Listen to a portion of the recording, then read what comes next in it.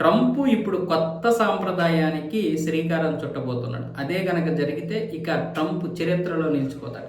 1861 నుంచి ఆ దేశ కరెన్సీ మీద, అంటే ఈ డాలర్ నోట్ల మీద ట్రెజరీ వీళ్ళ సంతకాలు మాత్రమే ఉన్నాయి. కానీ ఇప్పుడు కొత్తగా అధ్యక్షుడు కూడా సంతకం చేయబోతున్నాడు.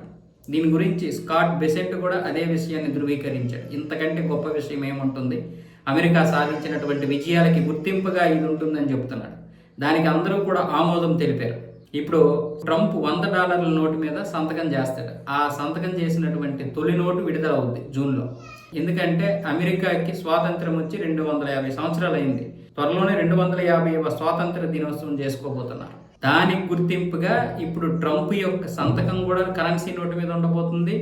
అది ఇప్పటి వరకు లేదు. 165 సంవత్సరాలుగా ఇప్పుడు అధ్యక్షుడు ఎక్కడా కూడా సంతకం పెట్టలేదు కరెన్సీ నోటు మీద అమెరికా.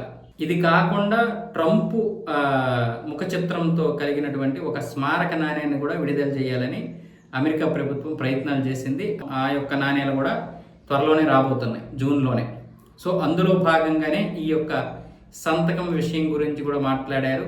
ట్రంప్ ఏమొచ్చేసి ఎలా పడితే అలా వాళ్ళ యొక్క రాజ్యాంగాన్ని మార్చుకుంటున్నాడు తనకు అనుగుణంగా. దానికి అక్కడ ఉన్నటువంటి సెనేటర్లు, అంటే రిపబ్లిక్ చెందినటువంటి సెనేటర్లు, వీళ్ళందరూ కూడా ట్రంప్ని ఎత్తి కొదేసేస్తున్నారు ప్రశంసలతో.